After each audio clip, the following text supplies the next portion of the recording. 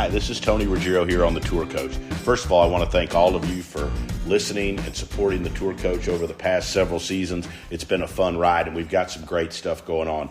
Many of you may have seen the launch and the first little pilot episode of Pro Work that we've done in partnership with Bushnell Golf. That's the first in the series that it's been one of my ambitions, one of my kind of like projects and dreams for the past couple years, to film an inside, authentic, behind-the-scenes look at how myself and the team of great coaches, teachers, fitness experts, mental coaches all work together.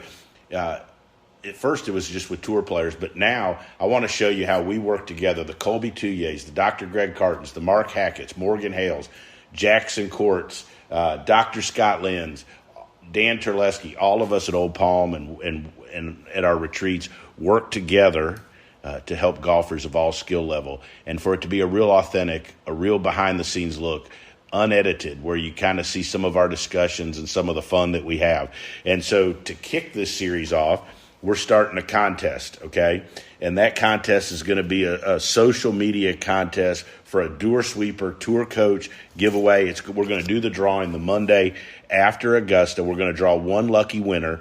The winner is going to receive one free trip to come see me and our team at one of our retreats, okay? So you're going to get a free entry to our retreat with a brand new Bushnell Pro XE rangefinder, plus 3 custom fit Cleveland golf wedges, and it wouldn't be a Dew Sweeper Tour Coach giveaway without some Vineyard Vines Dew Sweepers gear. So here's how you enter a chance to win this fantastic opportunity to travel to come see us for a retreat with a Bushnell Pro XE rangefinder, new Cleveland wedges, and a Vineyard Vines Dew Sweepers gear. It's simple. All you got to do is go on your social media. So go to social media, go to Instagram, and post a screenshot of your favorite Tour Coach episode, okay?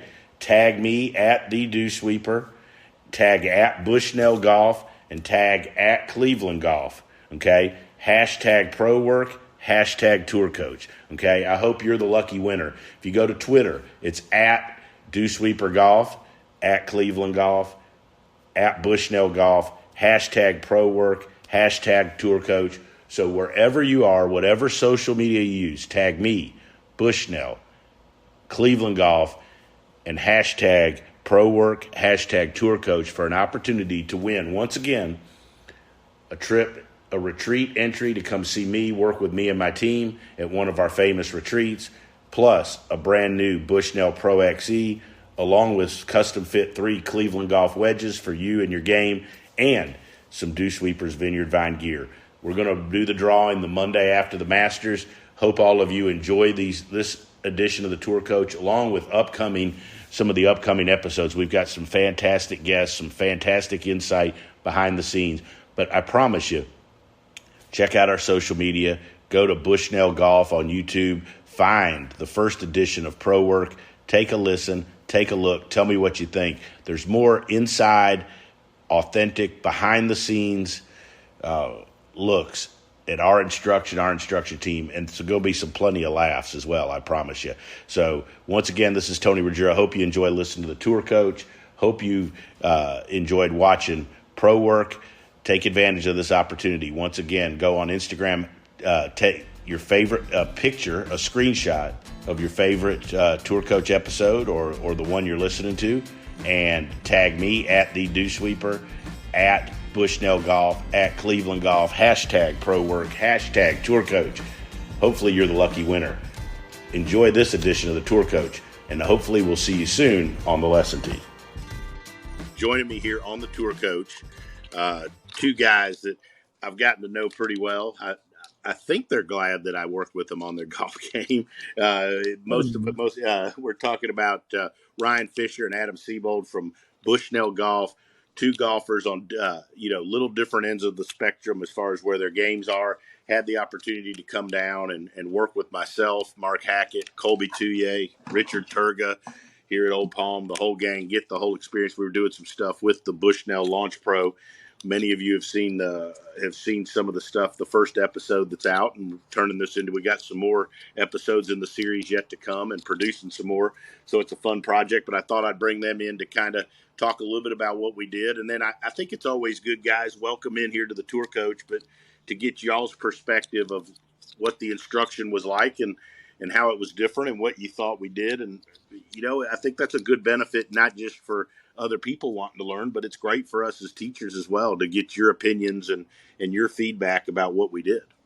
Yeah, no, we really appreciate your time and glad to be on your podcast. This is everybody who doesn't know, obviously, I'm Adam Siebold, and so I'm our mid-high handicapper, and I got Ryan Fisher next to me.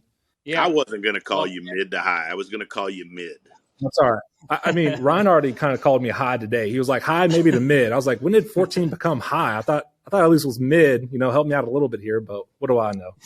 Yeah. Hey, Tony, thanks for having us on. First and foremost, just wanted to say congrats. I know you got a big win last week with Andy Ogletree. I know it's been a fun journey with him from winning a USAM to struggling a little bit, and now you've got him back on the right track. So congrats, first and foremost. Well, I appreciate that, guys. And you know what? He's one of the guys. In fact, I've got another one to send in. He's one of my guys that not only has worked really hard like most of them and stayed committed to their program, but he's also done a ton of work with his Launch Pro. I mean, he was my first pro that said, hey, I got to have one, bought a Launch Pro. And, he's an unbelievable wedge player. And it's no secret that the practice and being able to practice effectively and with your Launch Pro and getting the feedback is a big part of that. So, it's a team deal here, but man, the kid's really playing some 2 wins in the last 6 or 7 starts and a 7th place at that Saudi International, which as we know is a huge field with DJ and Cam Smith, all those. Yeah. So to the golf he's been playing is special. So we're excited about it, but let's talk about, you guys, I know he's a 14 handicap, but we made some big strides while you were here as well. Tell us a little bit. I always enjoy when I get the opportunity to have other parts of the team with me, but, there's nobody better than Kolby. To me, Kolby's, it's unbelievable the stuff that he can help get your body do that I can't get you to do without his help. What were your thoughts and experiences with that, and how was that different than maybe other times you've worked on your golf game? Yeah, I've been working on my golf game a lot by myself. So I think obviously the time with you and Mark and obviously Kolby was just a big change for me because, I was out there on the range by myself, just like banging 7 irons, right? So, trying to put a little bit in place and getting some expert opinion and advice, that was definitely new for me. And obviously I felt like I was in good hands. So it was kind of like just trying to take it all in and try to, take the advice you're given and the different lessons and coaching and then actually try to do it in real time. It was a lot of fun. As you said, we learned a lot, and I think we made some big strides as we were going throughout the day and working with Kolby, especially. Kolby definitely made me realize how out of shape I was. That was not a surprise if you watch the screen, but I think, man, just like should we bring in the quote from Ryan's wife? But no, we'll leave that. Oh off. Yeah, yes, we'll leave that off. Well, hey, you know what? I'm gonna size up on my shorts next time. All right, so when I see you again, we'll size up in shorts. You need to get him in some Vineyard Vine stuff, don't we, Tony? It seems to be a little better fitting for myself or Adam. I'm gonna be honest. I looked at myself in the mirror here in the hitting bay with my new Vineyard Vine stuff the day we filmed that thing, and it spurred me on to go on a diet. I've lost 50. I'm like, damn, episode 3 and 4, I got to look better. Pretty soon they're going to just call me the whale. Nice.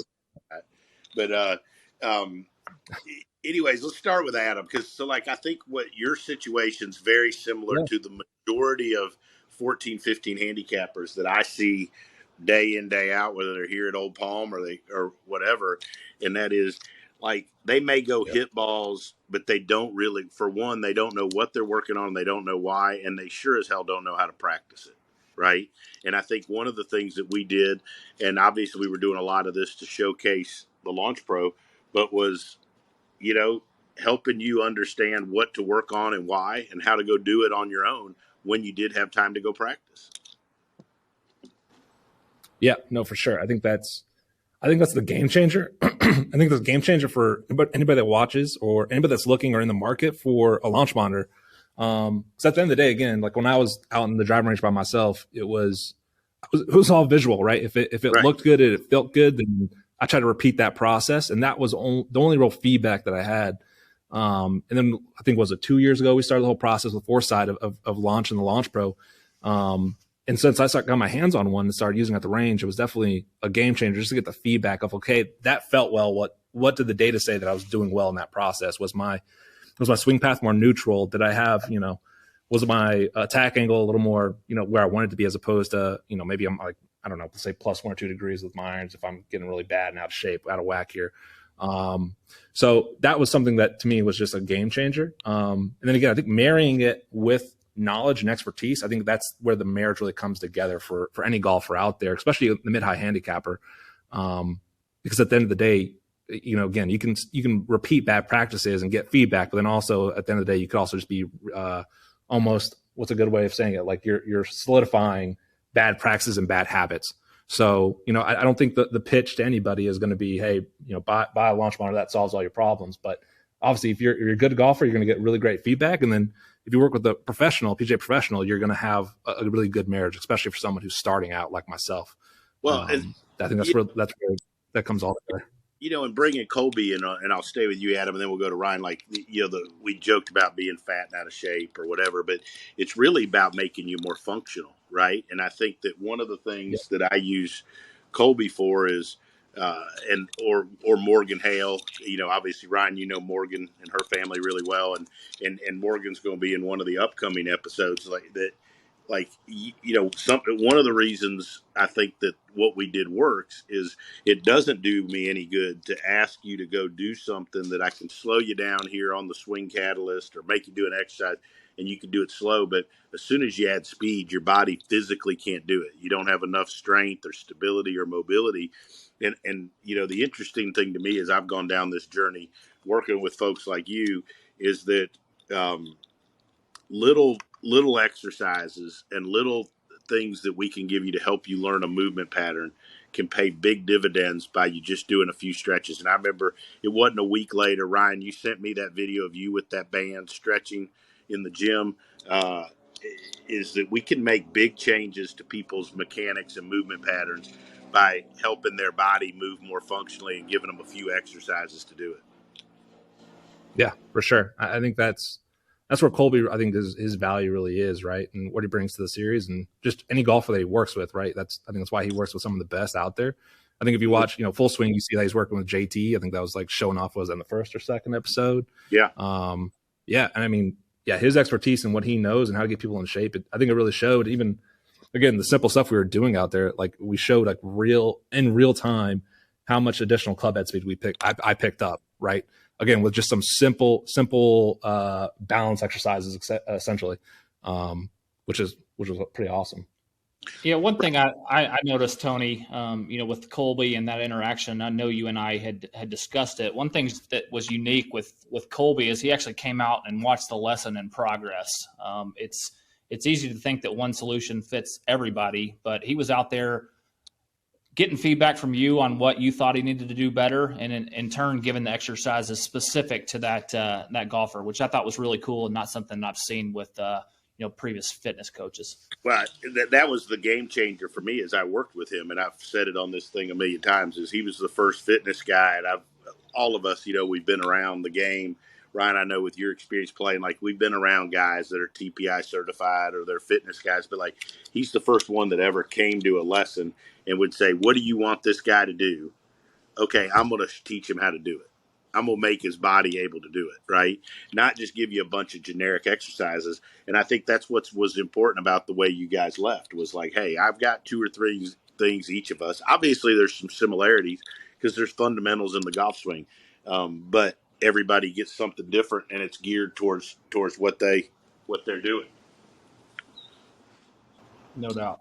One other thing I wanted to call out, Tony, that I thought was informative, and it's something I've heard from other instructors as well, but you made the point of by the time Adam or I leaves the lesson, we should have our tips or level of instruction, be able to write that on a 3x5 note card. I've been to lessons with some of the top instructors in the country before, and I walked out of the lesson and what the hell am I working on? Like, what's my takeaway here? And I thought that was good. And my index card was pretty simple. You wanted me to improve the setup. You wanted me to improve my pivot on the backswing. And last kind of overall thought was to be lethal inside of 100 yards with those scoring clubs. And I would say in my journey so far, I know we're early in the process here, I have made it a priority of mine to, set up well, whether I'm practicing or playing, set up well on every single golf shot, make that good pivot. And to be honest with you, I'm a little lacking on what I've done drill-wise that you suggested when we were meeting at Old Palm. So that's what I'm going to focus on over the next couple of weeks. But I thought that was just a really nice way of simplifying things for me, because I'm not the sharpest tool in the shed, to be honest with you. So it was nice to simplify it in a way that you did. I just before we taped this thing, I had Peter Nade in here, finished second in the first Korn Ferry event of the year. Kid I've worked with several years, great young talent. And, a couple juniors were watching him, right? And they asked, one of them asked, like, well, something kind of very similar to what we were just talking about, like with swing thoughts and different things. And he said, man, when I come and work, I want it to be as simple as possible. And I want it to be condensed where it's just one or two feels. That's how I want to play. Right. And there's a guy trying to be one of the best players. He's, almost won the first Korn Ferry event, doing great. And I think that's a good lesson for people. And I think one of the, when we talk about technology, and there's so much of it out there, like you guys were here in our studio, we got Swing Catalyst, we've got Launch Pros. I mean, we got everything a guy could want, but it doesn't mean you have to look at every number and every set of data. And I think that's also one of the good things about like a Launch Pro is, Peter's getting one because he's like, I just want to be able to have accurate numbers on carry and spin and launch. Like that's all I need to play good golf. Right. And I think every player, whether you're a 14 handicapper or you're a scratch or you're a tour player, needs to understand what your good numbers are and what is your good. And then go practice doing those. You don't really have to know a ton more than that. And you don't have to work on stuff that to you and your game isn't relevant. And I think that's what happens has happened to an extent in this technology phase is people, I think, are chasing numbers or looking at numbers that maybe have no relevancy to how they play or how they score. And, so like you take Adam, for example, we know dang well that if he's not getting rotated into that hip and he's sliding and tilting off the ball, that path is going to be way to the left, right? And if he's not getting set up and he doesn't get the face square, so he's got really one thing to look at, and we obviously noticed how the speed numbers will go up the better he was doing it, but he's got two numbers that we're looking at, and same thing with you, everybody's got. I think the lesson for everybody is to understand the one or two things. And I learned that I had a great mentor, Mark Wood, who's up in Charlotte. And he was the one that always told me, if you can't write down everything the guy needs to know or lady when they leave on a 3x5 index card, you did a shitty job, and that's always stuck with me. So I'm glad that you took something like that away, because I think that there is a misnomer out there that for it to be a really good lesson or for you to be a really good player, it's got to be really complicated. I still don't believe that that's true.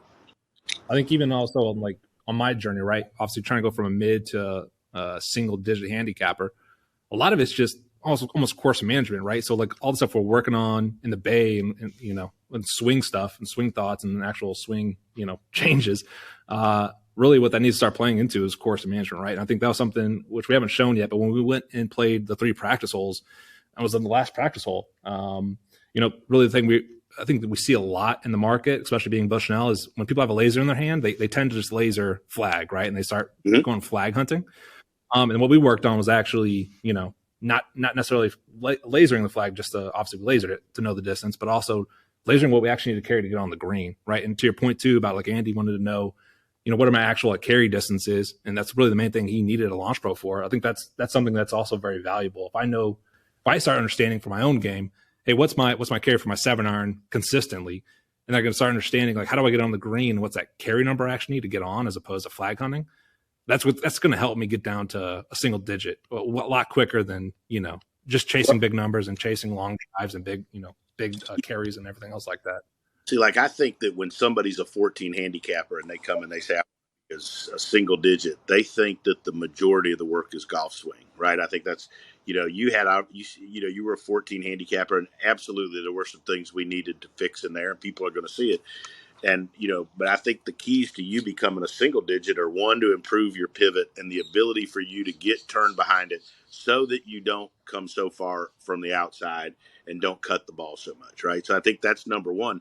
But from there, I think your goals and your tasks are to, one, by doing that, become a better driver of the golf ball. We got to help you develop down the road more of a go-to shot, understanding how to aim and set up for that shot, how to think off the tee a little better. I remember on the first hole here, at the practice hole, we talked about where to stand and aim to hit that shot.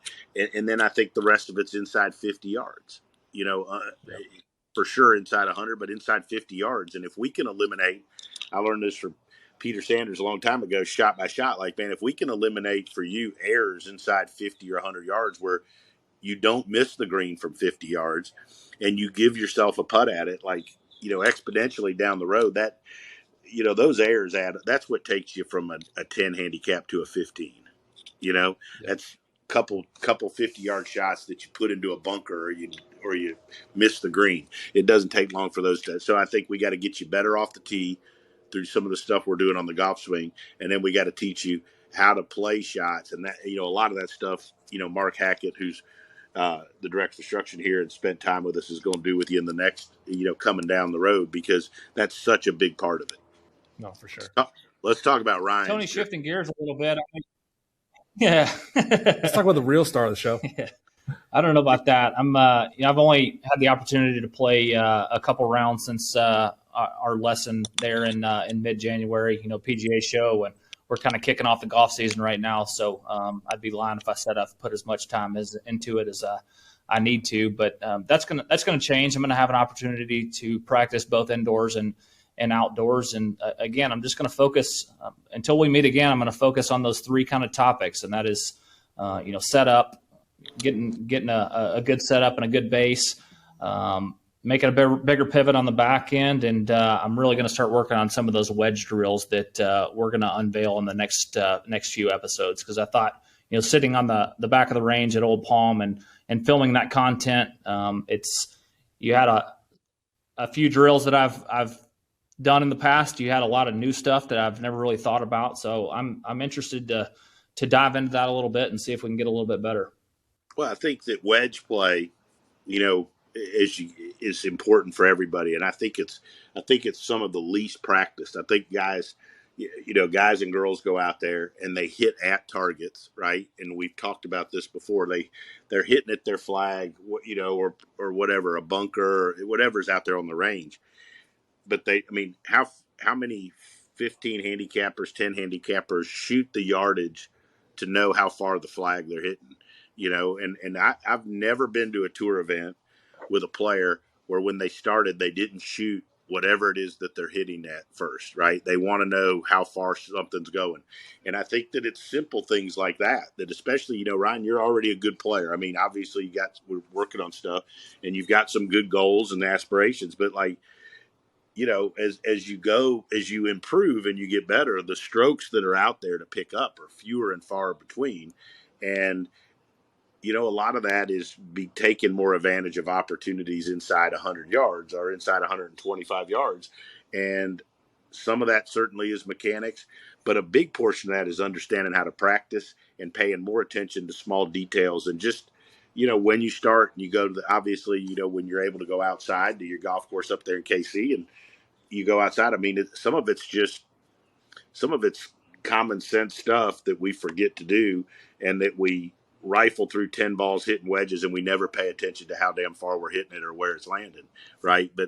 And you give away 10 balls every time doing that you don't get anything out of other than maybe you've hit a few balls. So some of it's just getting more out of what you're already doing. Yeah. And one other point to that, I know you and I had talked, I think and don't quote me on the exact percentages, but I think a normal, let's call it 10 handicapper, about 78% of their shots in a round of golf are done with driver, a wedge, and a putter. And are your practice sessions reflecting that the discrepancy? Because I'm as guilty as anybody of going up and hitting 75 7-irons and then 75 4-irons, and not saying that part of it's not important, but proportionally, you're going to make your money, you're going to make your birdies, you're going to make your improvements from a handicap perspective with those 3 clubs, in my opinion. And correct me if I'm wrong, but yeah, I mean, getting really good inside of 100 yards with those wedges is critical, in my opinion. Well, 2 stories. One, my old mentor, I remember he told a tour player once that if you get good driving the ball and you get good with your wedges and your putter, you say you can't screw the irons up bad enough that you won't shoot a good score, right? Yeah. And I think that's true. And then one time on the radio, I forget who I was interviewing, but they mentioned that the great Jackie Burke in Houston, that he had said he would watch people on the driving range and he didn't understand why you wouldn't just practice your driver, your wedge, and your putter. They're the only 3 clubs that matter. And I think that, the vast majority of folks that we see out here on the range, I mean, they're ripping 5-irons and 7-irons and, 4 hybrids. I mean, how many of those dang things do you hit around, right? I mean, how many, so I think that understanding how to practice better is one of the things, and I think people are going to enjoy that aspect.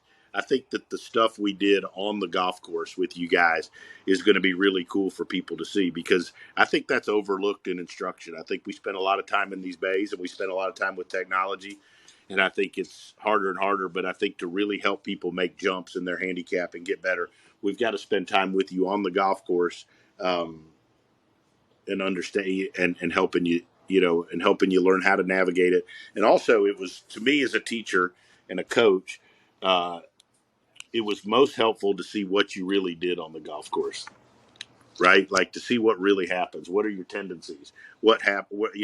How do you line up? It's easy to line up in this bay on a swing caddis and everything's squared up to a target. Totally different when the ground's a little, you're a little downhill, side hill, water to the right. I mean, how do you aim? How good are you with your ball position? So I think those are all things that are going to be interesting for people to see as we go out on the golf course. Yeah, agreed. Just kind of shifting gears. I know you've done some great work with Ben Carr, who recently came in second in the U.S. Amateur, and that gets him an invite into a little golf tournament up in Georgia here in a couple of weeks. In a couple months. But what are you guys doing with Ben right now to prepare for the Masters? Have you guys been up there? What is the process for that elite level of amateur look like between now and he went and played one of his practice rounds a couple weeks ago, and we're going in a couple weeks or just over 2 weeks. Up there to do a prep round, and he stopped in actually yesterday here at Old Palm, or 2 days ago, and we did some work. Oddly enough, we've really stressed to him. I'm not a huge stats guy, but I think at times it's really, really good, especially for really good ball strikers. Because I think really good ball strikers always go where they think that they think they hit it worse than they do, because they're so used to hitting it so good. And it was good to show him where areas of improvement are. And one of the things we just touched on it, was that his wedges weren't good enough, right? Just for as good as he drives and as many opportunities as he's going to get. I mean, he didn't wedge it good enough, and he made a few errors. He short-sighted himself a couple times with some wedges that you can't do. So really our focus has been on setup, getting good and balanced. He tends to get a little out of whack with that, and then focusing on wedge play and a bunch of chipping and putting, because that's going to be important. But he's also making his first PGA Tour start, even though it'll be as an amateur, next week in Puerto Rico. So he's got a lot of big things coming up. I think one of the things when you're dealing with somebody at that level, and I've been fortunate enough to have several guys. I think he's my 4th or 5th one that's going to make a PGA Tour start, coming up through school, and is to try to keep it as normal as possible and help them understand that it's still golf, right? I mean, it's obviously a bigger stage and you got an opportunity to do some good things for yourself, but it's still the same game you've been playing since you were little. I mean, the ball's the same size, same clubs that you had before you went to the U.S. Amateur. So, to try to keep it as normal as possible and just keep them focused on the things that it takes for them to be good. And like we've said, everybody's got their own note card. His is very posture driven because when he gets postured correctly, he's a hell of an athlete. He does a lot of stuff good. Most of the time when he starts to swing crappy, it's because he's not set up very well. So, not real sexy stuff there, but really working on his wedges, doing a lot of stuff with yardages. I mean, not always turning this into a commercial, but we spent an hour at the back of the range with his, with a launch pro, just him working on yardages and wedge numbers, because that's so important, especially at Augusta, right? Where hitting your shot the right number is so critical to get it to land in the right spot, which creates birdie opportunities, or could short side you or give you something that's, a really difficult putt. So that's really where we're focused. And it's a big stretch of golf for him, and we're excited about it. Yeah, that's awesome. We'll be pulling for him, certainly. Excited to see him hopefully play well. I know you've had some players play really well. Smiley in the final group. What year was that? I believe the year that Spieth had his fortune there. Yeah, so I know you've had a lot of success. You're willing. A lot of guys. Yeah, it's obviously there's guys that have somebody in every year. I hadn't got to that level yet, but when I've gone, we've had guys play good, right? And Andy was the low amateur at the Masters. It's amazing to me now, and you guys see this, like the amateurs now are so much more prepared for that stage. Remember back, I go watch these. I don't know what you got, but like when it comes to the Masters, I like to go on YouTube and I like to watch those old broadcasts that they have. With I mean, they're awesome. And I mean, one, you look at the clothes they wore, but two, I mean, it's just wild though. But like and you'd watch them in Butler Cabin with the presentation of the low amateur. Most of the time, a big chunk of the time, those guys didn't make the weekend or weren't a factor at all. And now you watch amateurs come out, and I mean, they get to play in it, and they make the cut, and they shoot good numbers. And I think it just shows that with all the technology out there, from launch pros to rangefinders to swing catalysts to fitness stuff with like Kolby, these players coming up they're more prepared, and they're more physically and mentally prepared to play on that stage way more than we were ever when we were coming up. Yeah, that's a really good point. And I don't care what anybody says. The fields are certainly a lot deeper now, even going down to the 5 or 6 amateurs that play every year. I mean, it's obvious that technology has brought people close together. The people that might not have been great athletes growing up have an opportunity to optimize it through launch monitors, through equipment and everything. So, it's been interesting to see the transition from the 70s, 80s, 90s and into now, how good so many players are out there. There's a fine line between. It's not going to change either. It's not going to go back. But I think, one of the things, and, I always like to tie, stories for people, that are really good players do. And that is, Peter was just in here, and one of the things we did was we got all of his numbers, that we want, and video and swing catalyst stuff while he's hitting it great, so that we could go back to it, right? Using technology, whether they're launch monitors, force plates, or whatever, or 3D or anything, isn't just used for when you're playing bad. I mean, one of the best things you can do with it is get numbers when you're playing great, so that you actually know what the heck you were doing when it goes bad, because we know how hard the game is. It's going to go bad at some point. You're not going to stay. The Tiger Woods he's had down periods, right? He's had periods didn't hit it as good. Like, no matter who you are, you're going to have down periods. So I think it's easier now to get back to to what your good is, whatever your good is, whether it's you, Adam, or you, Ryan. Like, we just need to do a better job of understanding what your good is, and you do that by measuring and having some data collected from when things are good. And I think that's an overlooked thing about technology. Everybody talks about the problem solving and the stuff we can figure out. But man, having information about what you're doing when you're doing it good is incredibly valuable. No doubt. It's good feedback. Yeah, there's, I think there's lots we can do with it. And, I think that's also going to be some of the stuff we show, we show in this series as we go along. And I told you on the phone, Ryan, and Adam, we're going to film some more stuff in a couple of weeks with down here with me and Kolby and some folks and different golfers of different levels. It's going to be fun to show them how we all work together and how we use the Launch Pro to keep helping people play better. Yeah, no, I think it's going to be super exciting to see you guys take it almost like a traveling roadshow of sorts, right? Just trying to find more golfers out there. And I keep trying to find places. I'm trying to find places with good bars to go to. Oh man, should we? I think you need my film crew when we go to Nashville. How about that? I can do Nashville. I want to film Key West. I know a couple fishing guys down there that want to get some golf lessons and help, and we can have a heck of a time. But we'll hit Nashville. We're going to we'll hit the Gulf Coast.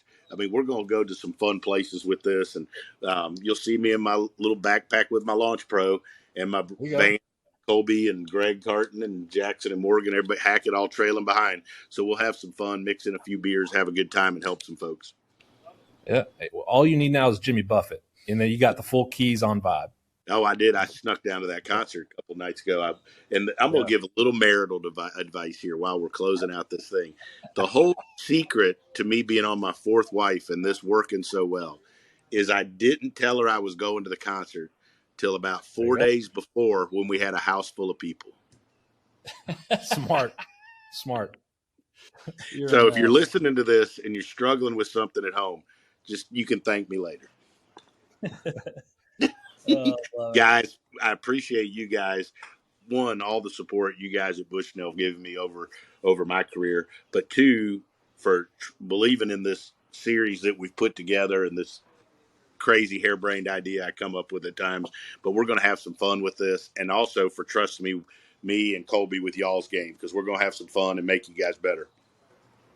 For sure. I think I can speak for Ryan and I in saying that we're excited for the future and working with you guys, continue working with you guys, and where this whole story ends out for us and our goals for this year. Yeah, Tony, thanks a ton for having us on. Good luck to you over the next few weeks. I can't wait to see you again in person. I know you've got some big weeks ahead, preparing for the Masters, and Andy preparing with what he has going on. But, we think the world of you. It's a two-way street. You've done a lot to support our brand as well, so we really appreciate that. Well, I appreciate it. You guys keep taking me to good barbecue places. We'll keep cranking out some good stuff. So I appreciate you guys, and we'll look forward to seeing you down here next time. Keep working on your game. I hope you enjoyed this edition of The Tour Coach and this conversation that we brought to you about playing, learning, and teaching the game of golf. We'll be back next week with another edition of The Tour Coach. In between now and next week, make sure you follow us on our social channels. You can always find me at The Dew Sweeper on Instagram, or go to our YouTube page where you'll see a scene and a video from my teachings daily on our YouTube channel. You can find that by looking up Tony Ruggiero and the Dew Sweepers on YouTube. Until then, make sure you follow and check out everything Tour Coach and all our sponsors: Srixon, Cleveland Golf, Bushnell, Vineyard Vines, and Buick GMC. I'll be back next week to help all of us appreciate, learn, and enjoy the game of golf.